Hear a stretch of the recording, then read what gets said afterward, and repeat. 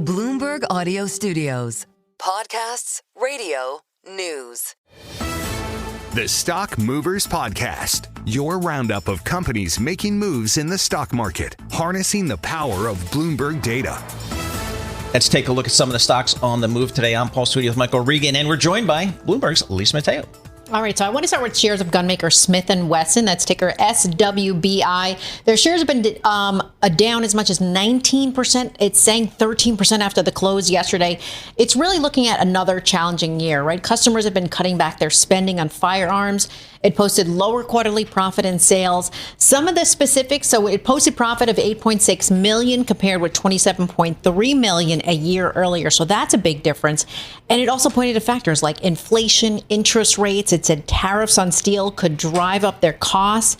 And its CFO really put it into perspective so that the company expects demand for firearms in fiscal 2026 to be similar to what they saw in fiscal 2025.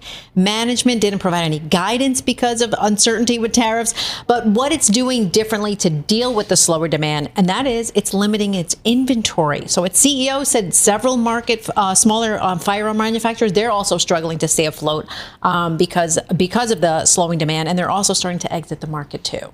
I thought this was a bigger company, market cap of only $387 million. Okay, I got it. Maryville, Tennessee is where they're based. 1,500 employees. What else you got? All right, so we got Kroger. That's the nation's largest supermarket operator. Yes, ticker KR.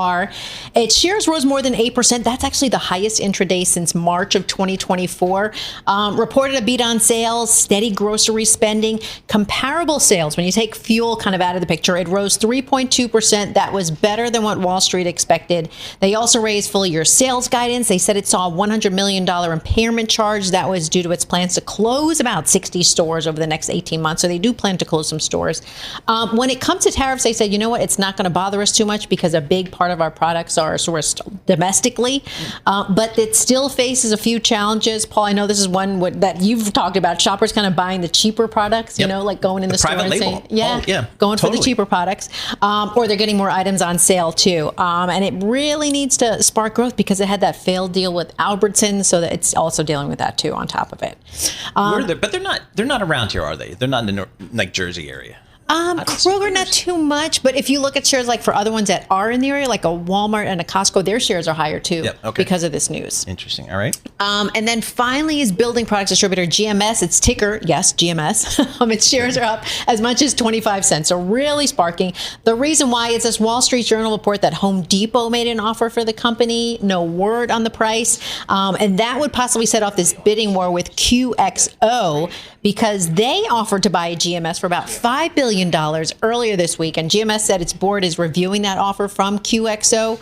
But the big appeal with GMS, like what's so appealing about it, is that Home Depot and QXO, they're looking to expand, right, their share for market construction, supplies and tools, and they're hoping that bigger entity like GMS is going to help pull in business from more contractors, and that's what they're needing. So QXO, they're up about 5%. Home Depot has been up as much as 0.5%. The Stock Movers Podcast from Bloomberg Radio. Check back with us throughout the day for the latest roundup of companies making news on Wall Street. And for the latest market-moving headlines, listen to Bloomberg Radio live.